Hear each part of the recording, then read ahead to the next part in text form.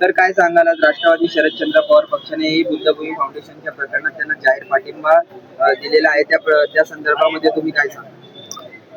आज आम्ही बौद्ध धर्म प्रचार व प्रसाराचे काम करणारे आमचे गौतमजी रत्नजी साहेब आणि त्यांचे सर्व कार्यकर्ते हे 27 दिवस झाले ह्या ठिकाणी कॉर्पोरेशन समोर उपोषणाला बसलेले आहेत. त्यांना पाठिंबा देण्यासाठी आम्ही शरद पवार पक्षाच्या वतीने राष्ट्रवादी काँग्रेस पक्ष आम्ही आलेलो आहोत.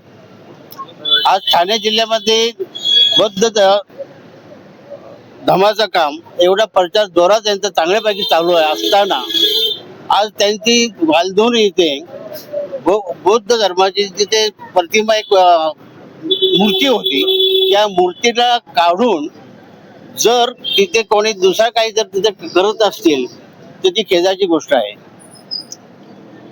आज बाबासाहेब आंबेडकरांनी कायदा काढला, आमच्यासारखे लोक त्या कायद्यावर आम्ही सर्व जगत आहोत आणि असं असताना ह्या लोकांना बुद्धांची मूर्ती बसवण्यासाठी तुम्ही त्यांना विरोध कशासाठी करता आणि त्याच्यात ही खेदाची गोष्ट असल्यामुळे आम्ही त्यांच्यासाठी आमचे सर्व कार्यकर्ते शरद पवार पक्षाचे राष्ट्रवादी कार्यकर्ते त्यांना पाठिंबा देण्यासाठी आम्ही इथे आलेलो आहोत आणि त्यांच्यासाठी आम्ही वाटेल ते आम्ही त्यांच्या बरोबर पाठिंबा देणार आहोत.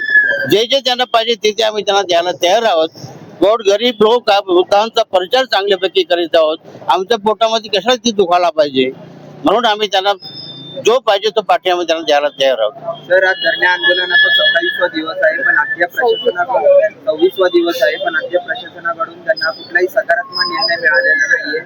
विधिमंडळामध्ये पण हे निर्णय कुठेतरी वेगळ्या कुठला तरी वेगळाच रूप देत आहेत, पण कुठेतरी कुठलाच मंत्री किंवा आमदार खासदार याच्यावर काहीच निर्णय घेत नाही कुठल्याही दुसऱ्या पक्षाचा. त्यावर तुम्ही काय म्हणता? आता कदाचित मला तर असं वाटतो त्या ट्रम्पचा सल्ला घ्यायला गेले असतील तर काही माहिती नाही, किंवा कोणाचा सल्ला घेतात हे आम्हाला माहिती नाही.